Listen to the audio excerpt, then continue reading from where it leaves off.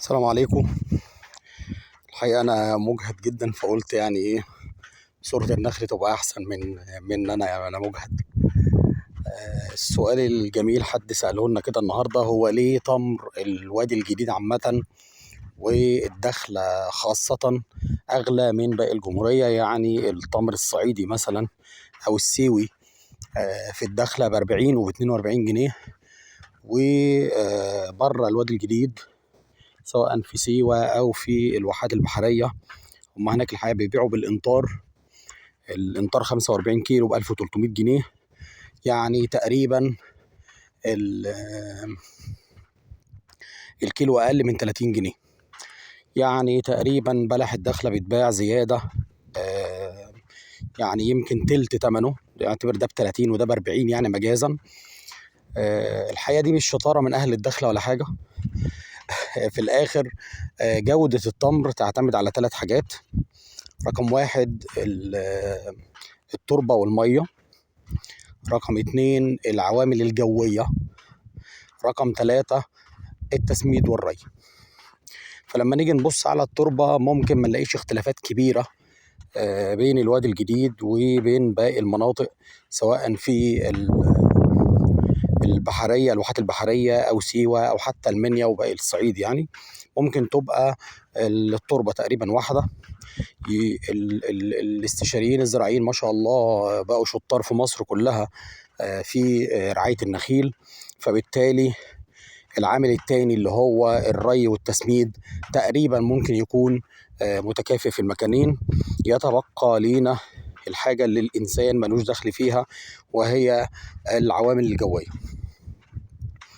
يعني هل جو الدخلة أنسب لزراعة النخيل؟ الحقيقة من أول المنيا أو الواحات البحرية، بتكلم طبعا على التمر النصف جاف سواء الصعيدي أو المقدول أو خلافه، الجو كل ما حضرتك بقى نسبة الرطوبة أقل ودرجة الحرارة أعلى في الصيف، كل ما ده كان أنسب للنخيل عامة. وبالتالي جودة البلح أو التمر، يعني لأن هنا الحقيقة في الوادي بيقولوا على التمر هو البلح. التمر بالنسبة لهم بلح صغير كده جاف، إنما الصعيدي بالنسبة لهم هنا اسمه بلح. يعني أيا كان الاسم، التمر الصعيدي جودته بتكون أعلى في المناطق اللي نسبة الرطوبة فيها أقل، زي الخارجة والدخلة ويمكن شوية الفرافرة وإن كانت أقلهم. يعني نبدأ بقى نروح بعد كده على المناطق اللي في وسط مصر تقريبا زي البحرية أو حتى يمكن سيوة أو المنيا أو بدايات أسيوط، بنلاقي إن الرطوبة هناك أعلى، فبالتالي جودة التمر الصعيدي بتبقى أقل، وبالتالي سعره بيبقى أقل. زائد الحقيقة إنه تصدير البلح الصعيدي أو التمر الصعيدي، الدخلة والخارجة الحقيقة، والدخلة أكتر الحقيقة شوية حلوين يعني، واخدة صيت في التصدير لدول المغرب العربي. وبالتالي وكمان في جمعية التمور في الدخلة هي اللي بتحدد السعر مش التجار، وبالتالي سعر التمر في الدخلة أو في الوادي الجديد عامة أو في الدخلة تحديدا بيكون الحقيقة مميز عن باقي الجمهورية.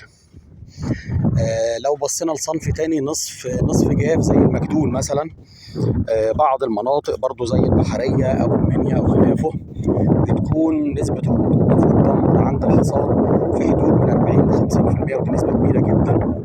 الحقيقة بيضطروا إن هم ينشروا التمر أو يحطوه في مناشر، يعني عشان نسبة الرطوبة دي تقل توصل لمن 20 ل 25%، ودي النسبة المثالية للتمر المجدول. وإحقاقا الحق المعلومة دي من أخونا المهندس ياسر عرفة في الواحات البحرية، إنه الرطوبة في المجدول لازم تبقى من 20 ل 25%، وبالتالي إحنا لما بنطلع عندنا في الواحات البحرية بنلاقي إنه نسبة الرطوبة دي أعلى من المطلوب، وبالتالي لازم نحط التمر ده على مناشر علشان يبدأ نسبة الرطوبة فيه تقل، وبالتالي نقدر نبيعه كويس وتبقى جودته كويسة. هنا في الدخلة يمكن الجفاف وصل، مش بس إن الرطوبة يعني أقل، فبالتالي نسبة الرطوبة في التمر أقل، لا بيوصل في بعض المزارع لو المهندس أو الاستشاري في المزرعة كانش مركز إنه تطلع نسبة المطوق في النخل في التمر المجدول تحديدا بتبقى نسبة كبيرة. والحقيقة ده تصديريا يعتبر مش حاجة مرغوب فيها. أنا ما أقدرش أقول عيب، لأنه في بلاد بالنسبة لها المطوق رقم واحد زي المملكة العربية السعودية، لكن للتصدير هو حاجة مش مرغوب فيها الطوق في التمر المجدول. وبالتالي اللي عايز أقوله إن حضرتك أيا كان مزرعتك فين، ازرع وتوكل على الله. شوف بس الصنف اللي يناسب منطقتك. الأصناف النصف جافة أو الجافة كل ما تروح ناحية جنوب مصر يكون أفضل. الأصناف الفريش الحقيقة تنفع في كل الجمهورية، لكن برضو حاذر من فكرة إنه الأصناف الفريش مثلا أشهرها البرحي مثلا. حضرتك لو زرعت في الجنوب بيكون بتشيل إنتاجه بدري، فبيبقى سكرياته أقل، حجم البلحة أقل، وبالتالي سعر أقل. فلو حضرتك في جنوب مصر من اول المنيا او اسيوط وانت نازل تقدر تزرع الاصناف النصف جافه يكون افضل لحضرتك. حضرتك في وجه بحري يبقى تزرع الاصناف الفريش، سواء الاصناف المحليه زي السماني والزغلول او الاصناف العالميه زي البرحي. انا يعني معلش الفيديو طول، لكن كان في كم معلومه كده ان شاء الله يكونوا مهمين، وربنا يوفق الجميع. شكرا جزيلا.